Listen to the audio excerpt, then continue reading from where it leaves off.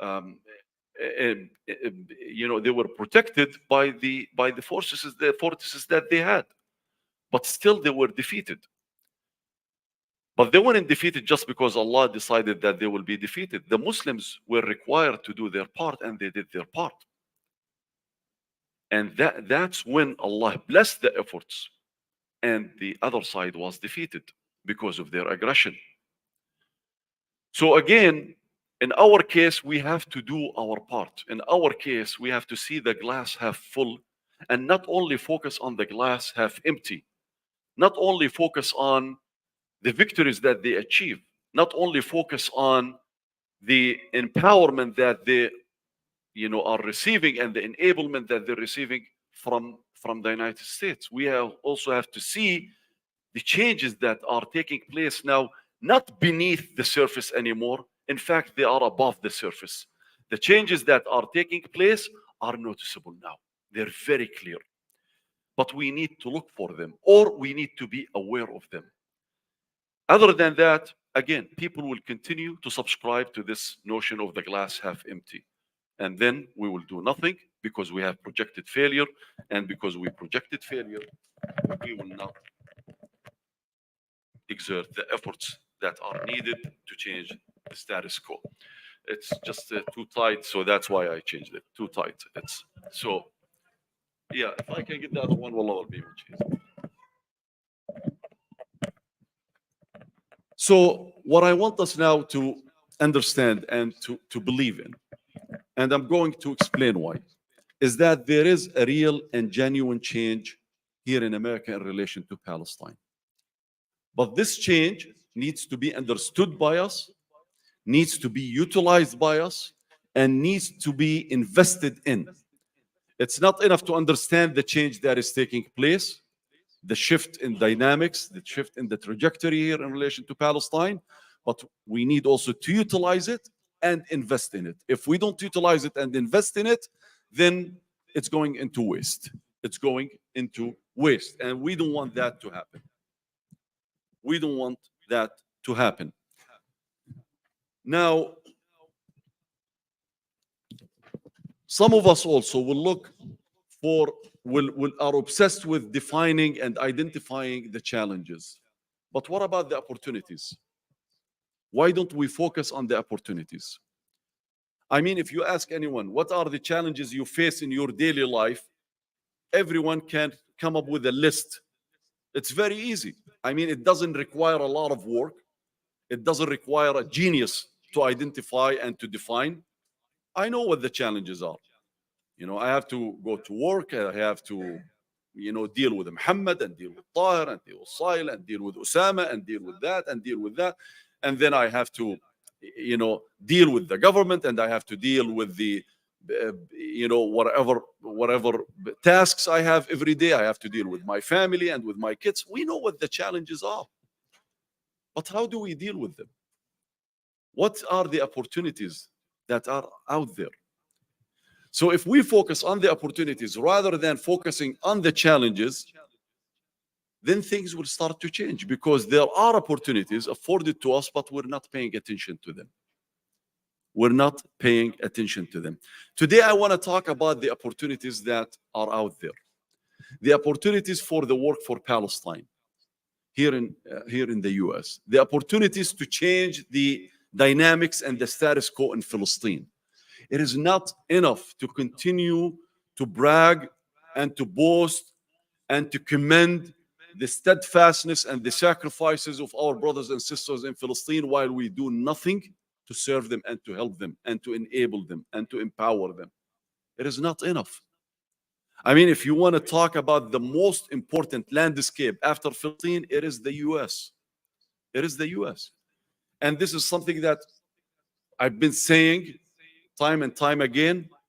One of the things that struck me during COVID is that, every time I was invited for a virtual lecture or for a virtual speech from Gaza, I'm talking about Gaza, and everyone knows what Gaza is going through. Everyone knows the blockade that has been imposed on Gaza now for 13, 14 years. the blockade that the Gaza people that has been enforced on Gaza, the aggression and the massacres that are being committed almost on weekly basis in Gaza. We know what Gaza has been through. And what struck me that in 2021, right after the assault on Gaza in May, if you remember, during the month of Ramadan on Gaza, I was invited for a speech in Gaza, so virtual at the time we started utilizing technology. And I was surprised that the audience from Gaza were asking me about the changes that are taking place in America. They were so proud of the work that we're doing here. They were so proud of our demonstrations and rallies for Gaza, and they were so proud that members of Congress now are speaking out against Israel. You remember that for the first time in the history of the U.S. bilateral relations, American-Israeli relations, a bill or I forgot the continuation resolution to continue to fund the U.S. government through the month of December. That was in September 2021. For the first time, a continuation resolution was held, and the administration couldn't push it through because of Israel. You know, you had 9 members of the Democratic Party who refused to vote for the continuation resolution, introduced by a Democratic administration, just because of Israel, because it had a provision, or it contained a provision that will allow the United States to continue to support the Iron Dome. So Democrats didn't want to, or some members didn't want to. And they only had 5 seats or 4 seats at the time to make them the majority in the House. Yes, the next day the Republicans and Democrats came together and they passed that, that article that clause in the resolution. Some looked at the glass half empty, or both parties now came together just to pass that flaw, just that one. But they didn't see the glass half full. That for the first time, Israel fails in the US Congress. And for the first time, these politicians reveal their true identity and who they stand for. They couldn't vote and they couldn't agree on continuing to fund the US government, their own government, and to fund millions of jobs of contractors with the government, American citizens. But they came together and they agreed to support a foreign entity that takes our money and disregards and humiliates the most powerful nation on the face of earth. The only state that is allowed this right is Israel. So people got to see this. American citizens got to see this. And we were able to make this argument. If you want to talk about the imbalances in this bilateral relationship, just look at what happened in September 2021. The 2 parties that can't agree on funding the US government, the 2 parties that cannot agree on affording every American citizen a health care or a right to health care, the same people who cannot agree on fixing the problem of the polluted water in Tennessee and in Michigan, the same people come together to fund the state of Israel. So that helped us a lot and helped us make our case. So again, if you want to talk about the challenges, yeah, we know what the challenges. The 2 parties are complicit. But the opportunities that I am focused on is that they afforded us this contrast, or to highlight this contrast and to say, this is what is taking place. This is why we are opposed to the dynamics of this bilateral relationship between the United States and Israel, because it's imbalanced. And as Muhammad told me, I didn't hear the debate yesterday. I didn't watch the debate. I was on the flight back to the U.S. from Jordan. But from what I understood, that Nikki Haley said, that it is the U.S. that needs Israel. It's not the other way around. Now the U.S. needs Israel. as if Israel is giving us $3.8 billion a year, as if Israel is arming the United States, as if Israel is the superpower, as if Israel is the country that has the veto power, as if Israel is the country that, giving us this immunity and, to get away with crimes that we committed in worldwide in Iraq and in Vietnam and other places, as if Israel is doing all of that, not the other way around, So yes, that's again another contrast. That's another opportunity to show how these politicians are not only misguided, but they're complicit. They're partners in these crimes against the Palestinian people and against humanity. So no, we're afforded these opportunities. So I will focus more on these opportunities. I will focus more on the glass half full, not the glass half empty. And there is a reason for that. Because one of the things that we have learned throughout these years is that there is a direct proportionality between rising awareness here in the US and the decline in Israel's favorability. There is again that direct relationship. And I'm not making this up. According to a Gallup study or analysis in 2017, it analyzed all of the polls that Gallup conducted between 2010 and the end of 2016 about the American public attitude towards Israel/Palestine. They found that the more Americans learn about Israel, the less they like it. That was the conclusion. The more Americans learn about Israel, the less they like it. And they compared the numbers, the percentages. Every year, when more Americans learned about the true essence of Israel, the less they supported Israel. To the point where, in the last poll issued by Gallup on March 16, 2023, this year, we're talking about a few months ago, Israel's favorability declined to the lowest ever since the US-Israeli relationships in 1948. Now only 54% of the American people have a favorable view of Israel. Some might say still it's a majority, but it's a simple majority. It's no longer an overwhelming majority. In just 1 year, it fell 12 points. Just in 1 year, between 22 and 23, it fell 12 points. The Palestinians, or the sympathy with the Palestinians, has risen to 31%. For the first time in the history of the bilateral relationships, Israel is becoming a partisan issue.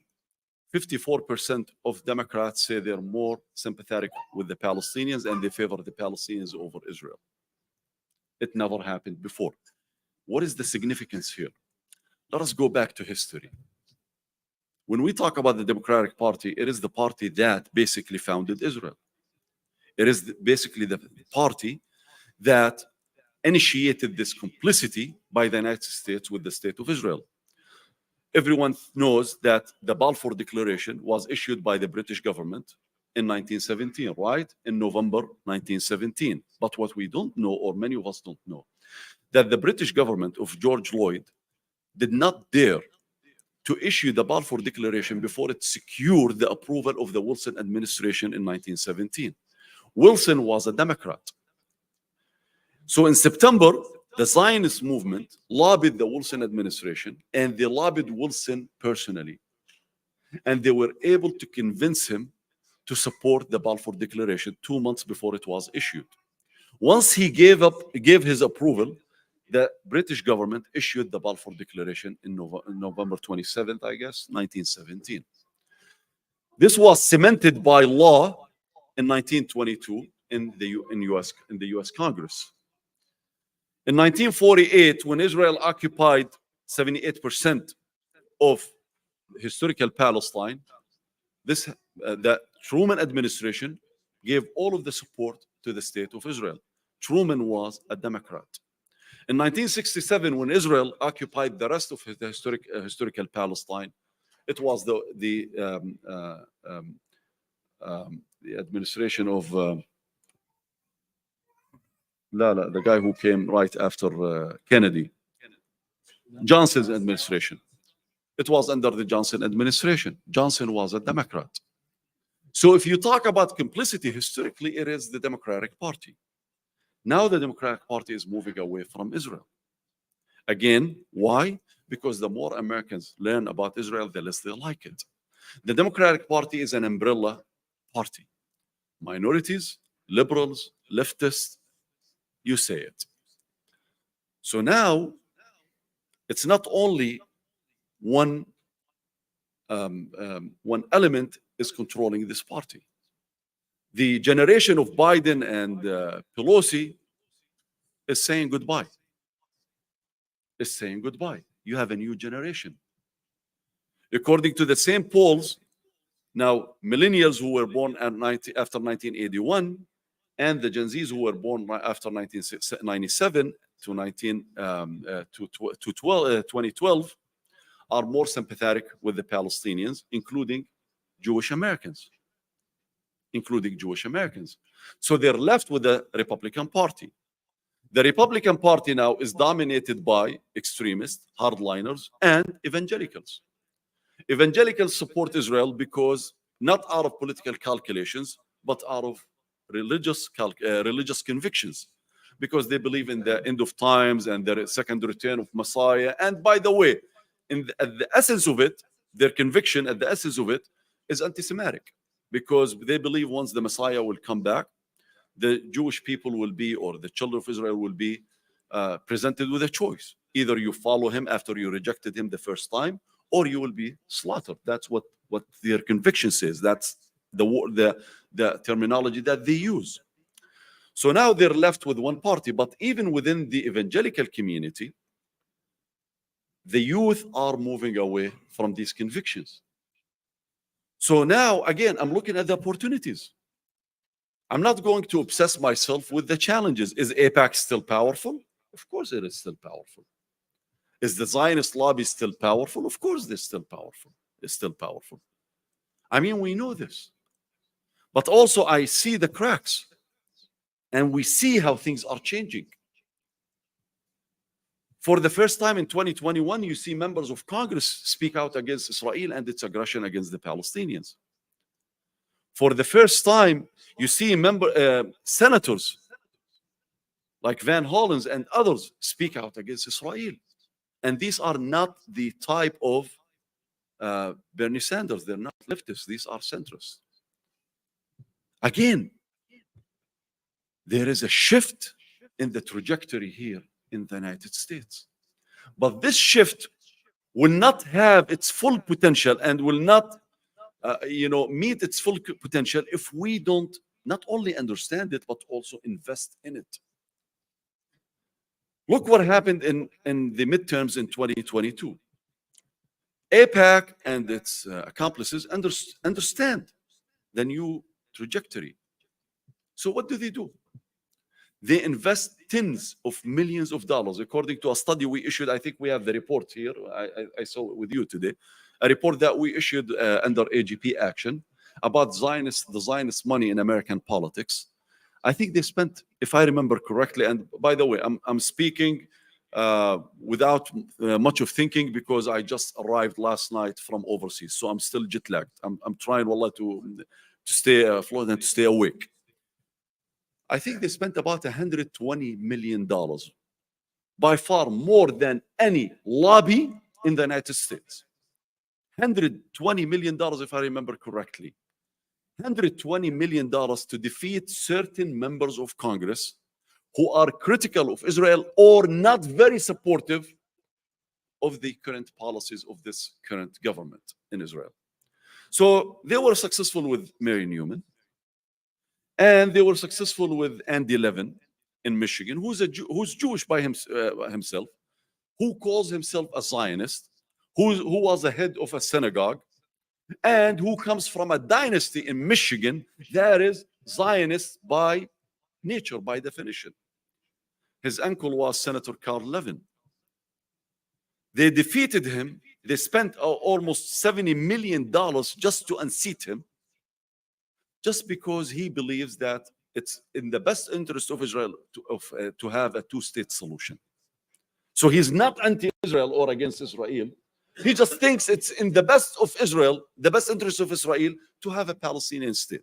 So Israel does not end up a binational state or an apartheid state. That's the background.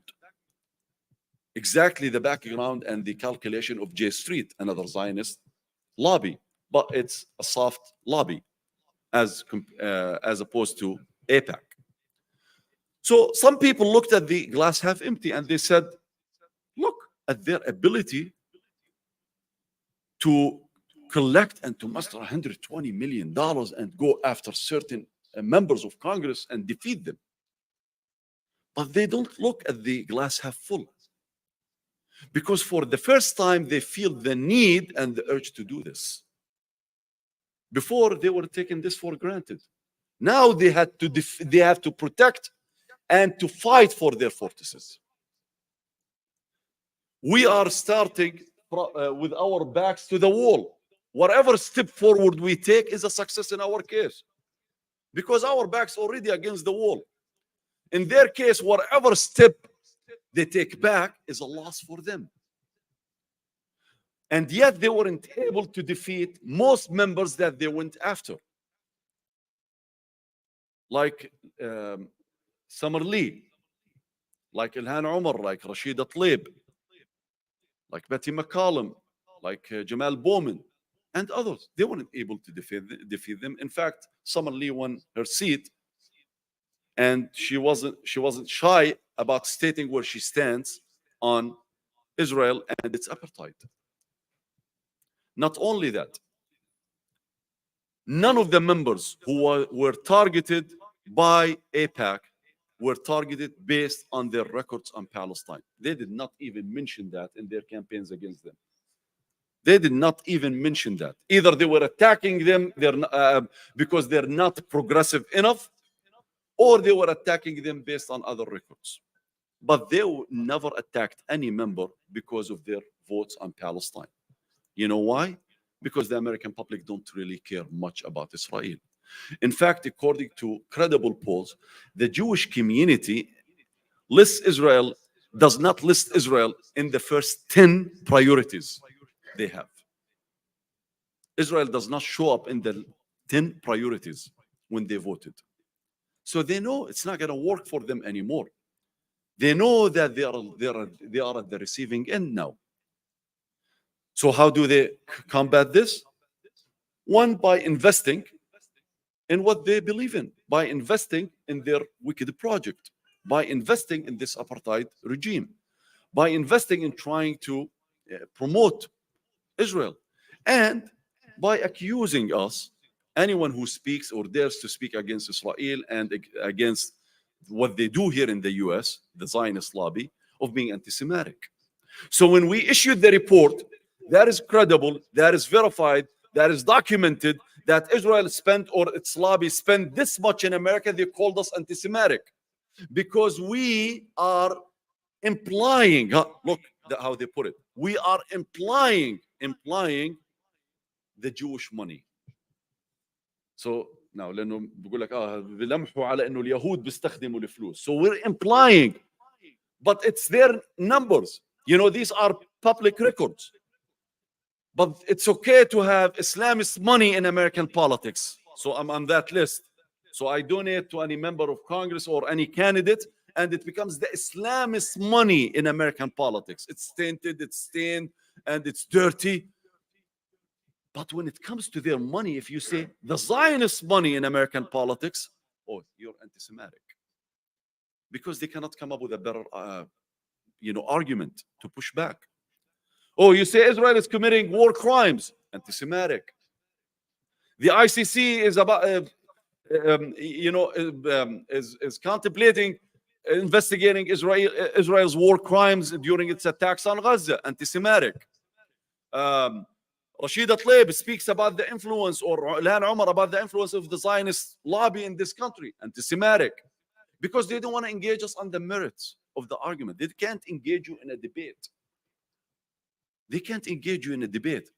And by the way, I'm not making up these examples, because 3 members of Congress, Democratic members of the House, sent Biden a letter complaining about their colleagues in the House, Democratic colleagues, because they accused Israel of war crimes during 2021. So they considered that to be anti-Semitic. So you can't say Israel is committing war crimes. You cannot criticize Israel.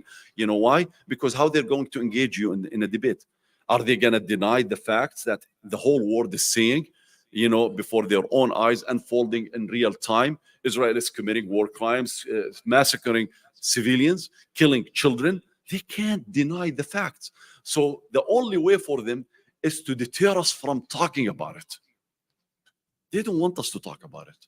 So you're anti-Semitic because they cannot come up with a better argument. Not only that, if you call Israel an apartheid state, you're anti-Semitic. So the UN, ASCOA, calls Israel an apartheid state in 2016, anti-Semitic.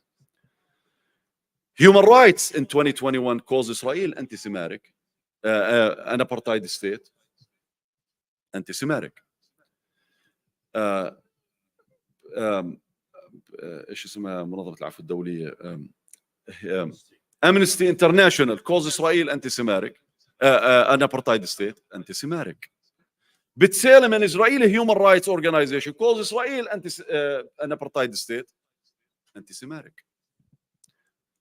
Before, they used to accuse any Jewish members or any Jewish individuals who accuse Israel of war crimes or call out Israel because of its occupation of being self-hating Jews. Now they're no longer self-hating Jews, anti-Semitic.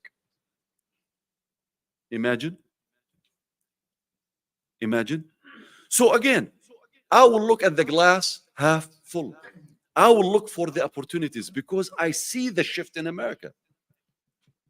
When this actress in the UK, demonstrated against Israel's attack on Gaza in 2021, and she had a sign saying solidarity is a verb, she was accused of being anti-Semitic. But many celebrities in the US and in the UK came for her, to stand with her and for her support. So again, let us look for the opportunities. And let us understand that this is not happening in a void. There is a meticulous, well thought of, elaborate work that is taking place in America. We understand the dynamics much better than before. We understand who we need to talk to. We understand how we talk to people here in America. We know now what's cognitive framing or bridging. We know how to compare what Israel is doing to the Palestinians, to the indigenous and the natives' experience in America, and comparing what the Palestinians are going through in 1948, Israeli citizens who are being discriminated against as African Americans were discriminated and still going through this discrimination in America. We know how to invoke the word apartheid and how to use it and apply it to Israel, because Israel does qualify to be an apartheid state. When Amnesty International and B'Tselem and ASCOA and Human Rights Watch came out with their reports, it was well researched, well documented, and there is no way for them to argue with these facts or with the facts that were presented. So we know how to present our cause now, and we know how to make our case. The younger generations are no longer dependent on the New York Times and Washington Post and CNN and Fox News. They're no longer dependent on them. They get their news in real time through social media. That's why they tried to censor the Palestinian content in social media. That's why during the attack on Gaza in 2021, Benny Gantz, who used to be the defense minister at the time, met with the executive directors of Facebook, Twitter, Instagram, and other social media platforms to restrict the Palestinian content because they know they're losing. They're losing. I mean, you cannot change the facts. The Israelis are massacring the Palestinians. That's what this is the reality. People are seeing this.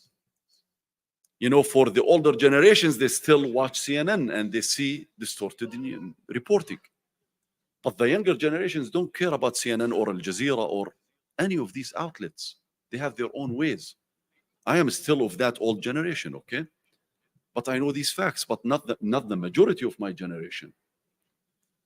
So now, again, when we talk about the opportunities, this is again where I go back and remind everyone, my brothers and sisters, as I said in my khutbah today, if we will continue to forecast failure, if we will continue to talk about the, to cement this pessimism, then nothing is going to change. It's a self-fulfilling prophecy. Once you determine it is not going to work, you're going to fulfill that prophecy that you yourself have made.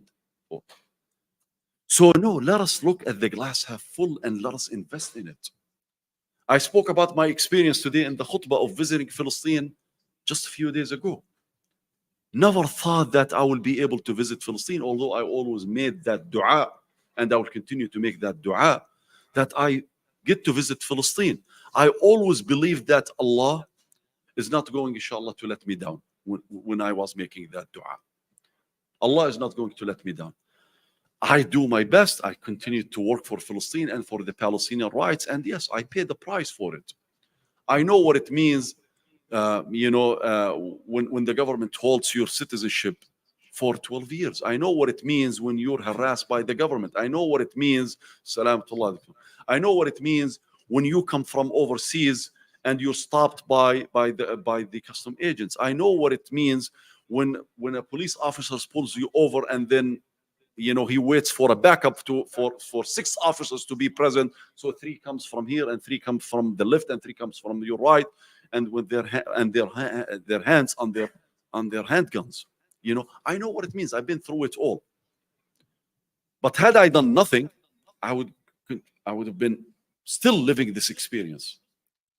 But no, I decided at one point that I need to fight for my rights. In 2015, that happened. In 2017, I got my citizenship because I went before a judge. Before even the judge heard the arguments of both sides, the government decided to withdraw its objection to my citizenship, and they gave me my citizenship. So in 2017, I got my citizenship, but I was placed on a list in 2015 in Israel, banning me from visiting Palestine. But subhanAllah, in 2023, when Israel now is accelerating its efforts, and the Biden administration is accelerating the efforts to admit Israel into the visa waiver program, and we're pushing back against that because Israel does not meet the requirements. Now I get to visit Palestine because Israel does not want to provide people like me with ammunition to derail their efforts to be admitted into the visa waiver program. But we're still fighting back, and we're still saying Israel does not meet the conditions because still discriminates against Palestinian Americans, against Arab Americans, against Muslim Americans, against Americans who are critical, and as I mentioned in the khutbah, including Jewish Americans who are critical of its policies. Still discriminates against Palestinians from Gaza. So we're still pushing back, and we're making it difficult. And the administration has to listen, because this time now you have a majority within the Democrats who are opposed to giving Israel any favorable treatment. So once you understand all of these dynamics and you invest in them and you know how to utilize them, things will change. Things will change. I'm not going to promise you that America will end its complicity anytime soon, or it will ever end its complicity. But as I said in my khutbah today, at the end of the day, Allah will judge me by what? By my efforts. Allah didn't judge Nuh alayhi salatu wassalam by the outcome, right? He had judged him by the efforts. That's why he's the first to be mentioned among the 5 of Ulil Azm, the most resilient. So I'll be judged by my efforts, but I see that our efforts are paying off. And I see that this is all empty, mashallah, Muhammad khallasha, وهذه it's all full, well, this is more than half full. So I would say, I still see the glass half full. And I will continue to invest in this because I didn't run out of water yet. And we did not run out of argument or ammunition or tools to continue to put Israel on the defensive. But all what it needs from us is to believe in our ability to effect this change and to fulfill this change. And to believe in our ability to, inshallah, one day restore justice in Palestine. If things don't change here, things will not change in Palestine. There is no way for us to compete with the sacrifices of our brothers and sisters in Palestine. Celebrating their victories and their steadfastness is not going to accomplish anything and is not going to help them with anything. But doing what is needed here is that's what's going to help them. Going back to what I started with about my participations in symposiums that were held in Gaza virtually. Again, I'm talking about virtual symposiums that I participated in. When the Gazan people were standing up to the Israeli aggression 2021, they were celebrating our accomplishments in America and they were so proud of us.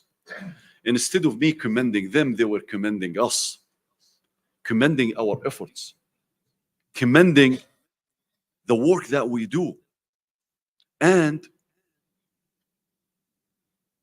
banking and hope, banking on the future in America. Because they know if things change here, that will necessitate a change inside Palestine. So I'm not going to let them down by only celebrating their steadfastness and commending it. I will learn from them and I will do my part in America here. And I will continue this fight for their rights. And I will continue to fight until America is adopts a more balanced approach or ends the complicity entirely. I'm not going to promise you one of the two, but I will promise you that if we continue to do this, Allah will not abandon us and Allah will not let us down. I am a believer that Palestine will be free one day. My only issue is whether my generation is going to be a witness and a contributor to this freedom and liberation.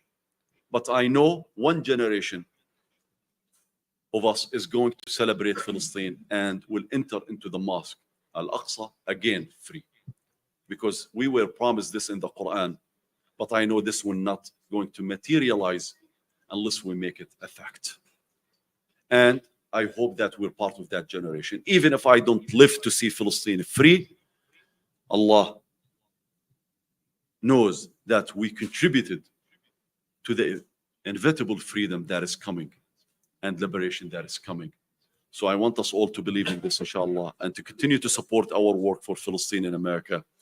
As I told you today, we have our Palestine Advocacy Day coming up in just less than 2 months from now.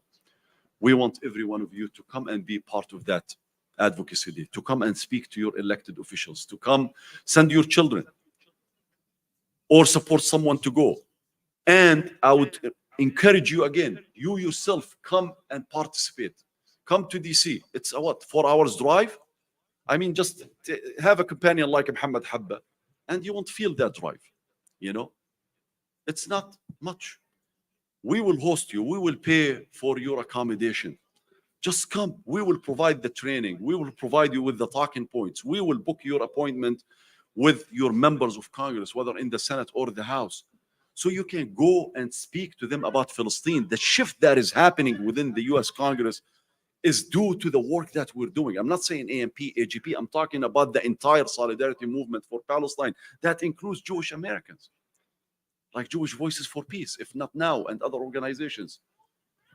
Together we can do this and accelerate, inshallah, Rabbil Alameen, this, the end of the complicity, or at least weakening this complicity. And whatever we accomplish will translate positively in Palestine, because Al-Aqsa Mosque is my duty, Palestine is my duty, and restoring justice in Palestine and worldwide is my duty as a Muslim as a human being. That's our duty. And inshallah, we will deliver on this and we will be successful. Jazakumullah khair.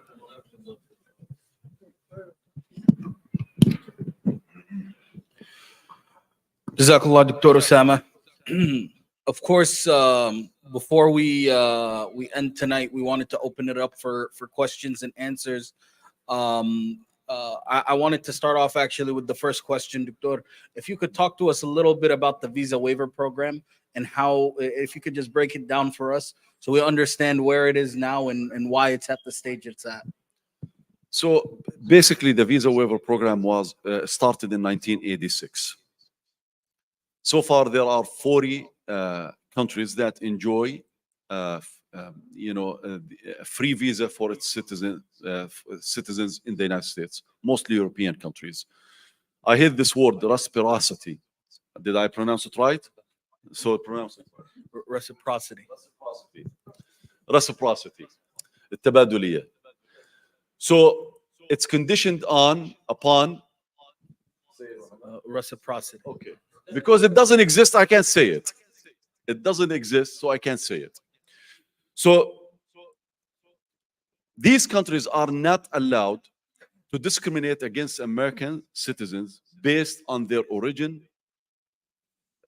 creed, race, religion, convictions. And in return, the US treats them the same. Now, in the case of Israel, we know that Israel discriminates against Americans based on their creed, origin, race, political conviction. Because we know of American Jewish or Jewish Americans who are targeted and denied entry by Israel just because they are critical of Israel. So even if you're Jewish American and not in favor, not supportive of the apartheid policies, you are denied and not welcomed into Israel. So the word again, reciprocity, doesn't exist. It doesn't exist. And by the way, I'm not joking about this. When we met with, I'm not going to mention the name of the officials in the State Department, but in one of our meetings, we met with the highest officials who are responsible for this program. I said, I cannot pronounce this word because it doesn't exist in our relations with Israel. Because you are telling me that I shouldn't go and visit because you cannot protect me due to my constitutional activism in America in favor of the Palestinian rights, while you allow settlers who live in what you call and refer to as illegitimate settlements.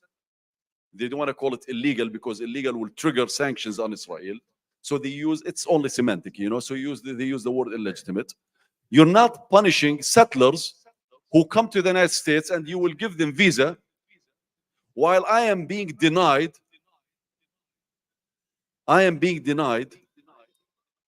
because of my political activism in America. So again, the word reciprocity doesn't exist, right? So I said it doesn't exist. I can't pronounce it because it doesn't exist. So we have a problem. Because of that, I was able to enter Palestine this time because they wanted to prove us wrong. But we know what's going to happen after September 30th if they're admitted. If they're admitted, then people like me will see the other face of Israel, or the real face of Israel, the true face, the brutal face that we know, the ugly face that we know of. I'm always joking about about Imru al-Qais, one of the greatest Arab poets, who said when he was known for drinking, and his brother was a warrior, Kulayb. So when his brother was killed by another tribe, they came to him and he was drinking Imru al-Qais, Sha'ar al-Ma'ruf, and they told him, your brother was just killed, but he was drinking and he loves drinking. So what was his answer? Al-yawma khamrun wa ghadan amru. Today I will continue drinking, tomorrow you will see what I'll do. And because of that saying, there was a civil war between Arabs for 40 years. Dahis wal Ghabra. They fought for 40 years. So we know. Israel was saying the same thing when we went there. اليوم خمر, we'll let you in. Tomorrow we'll show you what we can do and what we're capable of. We know this. That's why we have to continue this fight. That's why we have to continue this pressure on our government. I mean, if our government was able to pressure Israel to the point of respecting people like me, then we're capable of continuing this pressure, and we're capable of forcing Israel to treat us equally. All of us, all American citizens, including those who are from Gaza, and allowing them to enter into Gaza from the Earth's crossing. We can. But this will require us to continue to speak out and to continue our activism and our work. Because again, those who writes off our efforts and say it's not going to work, yes, you're going to fulfill this prophecy, self-prophecy. You're going to fulfill it. But if you continue this fight, no, we think, inshallah, Rabbil Alameen, we can at least secure an equal treatment for all American citizens, regardless of where you come from, regardless of your conviction, regardless of your position of the Israeli occupation, even if you're against it. So this is part of what we do now. We have met several times with the State Department and the Homeland Security, and we continue to do so, and we continue to apply pressure that whatever, we still don't want Israel to be admitted, because again, we don't think that Israel deserves to be admitted. It's not only of the way it treats American citizens, but also because of its occupation. I mean, no other country is committing, that is part of the program, is committing what Israel is committing. So we're saying, no, Israel does not qualify to be part of this program. But if you want to admit them, at the minimum, the permanent treatment of American citizens as equal, or the treatment of American citizens as equal, should be permanent and should not be subject to a trial period. They wanted to make it subject to a trial period that ends by the end of September. So we're pushing back and we're saying, no, this should be permanent. Although, again, our principal position is that Israel should never be admitted into this program. But if you are going to do it, then you have to make sure that Israel never, again, goes back on its commitment to treat American citizens equally. Jazakallah, Doctor. I want to open it up for questions from the audience. تفضل عمو. You think with this thing going on, will it have a negative effect on our Palestinian people in the north, meaning from the United States? Migrating is not an easy thing, because coming to the US doesn't mean that you can stay in the US. And wallahi, one of the things that I learned when I went to Palestine is that our people there are so committed to their cause. When you go and see what the people in Jerusalem are going through, the high taxes that they're paying just to kick them out from the old city in Jerusalem, and you see their resentment and resilience, you only have to respect them for that. So I'm not worried about that. The Palestinians could have left since 1948. What they're going through, the discrimination that they're being subjected to, should have made them leave decades ago. But they're still attached and connected to their land. So I'm not worried about this. But what I would say, because there is still a debate whether it's halal or haram to visit Palestine under occupation, it's how you conduct that visit. There is no text in Islam that says it's halal and haram. Scholars have different opinions and they come from different backgrounds and different experiences. If we go to learn more about the struggle of the Palestinians and their suffering and their steadfastness, and if we go to support them and to fuel our urge to help them and our activism here in America, I would say every one of us should go. But go and stay in a Palestinian hotel, buy from a Palestinian, eat in a Palestinian restaurant, buy from a Palestinian store, support them, and go and stand with them. So that's what I'll do. You know, that's what I did when I went there, and that's what I will continue to do. I came with a now, you know, with a fresh experience now and a different perspective into the cause that I'm working for and I'm dedicating my life for. Now I know, you know, I know the facts on the ground. I have a better appreciation of the Palestinian map because I didn't have that full appreciation of it. I didn't know that Bisan is too far from Al-Quds, although I see it on the map, but I never experienced it. So now I have a better understanding of the situation in Palestine, what the Palestinians are going through. I mentioned something in my khutbah about I was not very happy with the way some Palestinian youth in Jerusalem, the way they talk, the language that they use, the profanity, even you know, احنا بنقول بكفروا and cursing Allah's name by next to Bab al-Amud. I wasn't very happy, but someone told me, you know, the same kids that you're not very happy with are the same ones who are defending the Masjid al-Aqsa when Israel tries to take over. They're the same people who die for the Aqsa Mosque. So we have an issue that we have to work on it with them. But I am not in a position to question their commitment and their willingness to sacrifice their lives for Palestine. I've seen it before my eyes when the Israeli soldiers turned back some Palestinian youth. And I thought I would be turned back with them. So I asked the man who's next to me and I said, are we not allowed? I was walking to the Fajr, my first Fajr in Palestine, in Al-Aqsa. Are we not allowed? He said, keep walking, don't talk. So when we got in, I said, why did they turn them back? He said, because they're youth. I said, what, so you consider me to be an old man? He said, no, أنت أبو الشباب يعني, but still, they're much younger than you. One of them used profanity with one of the soldiers. I was surprised the way he was talking to the soldier. You know, this guy, he was like, he's 17, 18 years old. He was using a language that is very difficult, you know, with the Israeli soldier. And then suddenly, mashallah, he pops up in the masjid. And I asked him, how did you get in? And he says, you know, we know all of the alleys inside the old town. You know, they're not going to be able to stop us from coming into the masjid and coming to pray Fajr. That was on Friday, last Friday. And I said, you know, you used some language, some profanity that is not appropriate except in this situation. And I told him the story of Hassan ibn Thabit when the Muslims were defeated in Uhud. And the Meccans were using profanity against the Prophet and the Sahaba, and Hassan ibn Thabit was responding to them in kind. And the Prophet said, continue to do so. He gave them the blessing. So I said, don't use it outside of this context. But now it was acceptable in this context. Again, I have learned that resentment that they have and from the resilience that they have.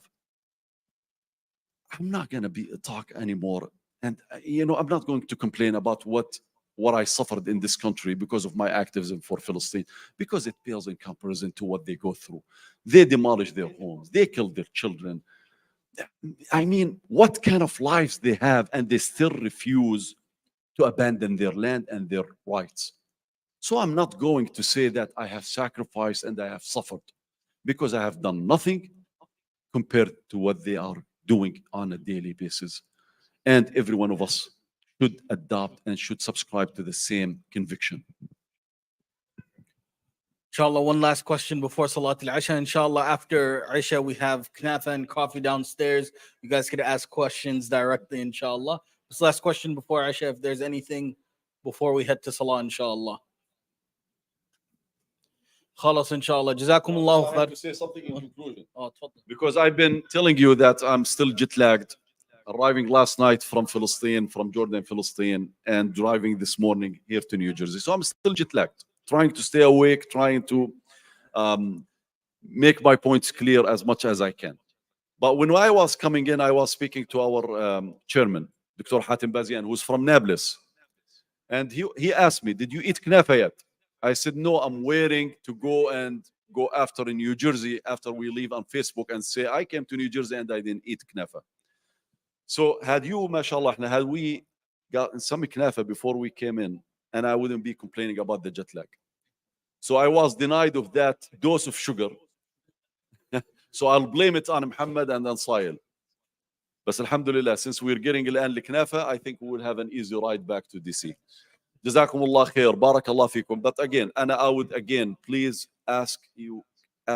kindly ask all of you to speak with our brother Sail, our brother Wasim, and all members of AMP here, the chapter in New Jersey, about our activities and about our events, whether the Palestine Advocacy Day, the festival, whatever other events we have, and please be part of them. This work is done on your behalf. I know that not every one of us can dedicate their lives constantly to do this work for Palestine. We're doing it on your behalf. Without you, we cannot continue. Without your donations, we cannot continue. It is you who are empowering us and enabling us to do this work. But we want every one of you to be part of this work. I mean, in different capacities. But at the minimum, attend these events, and at the minimum, please try to attend our Palestine Advocacy Days in Washington, I think on October 22nd. Please speak with Brother Sail. Come speak to your member of Congress. Advocate for Palestine. We will give you all of the tools, provide you with all of the tools you need. And inshallah, Rabbil Alameen, it will be a memorable, work that you've done. You will never regret it, inshallah, Rabbil Alameen. Jazakumullah khair.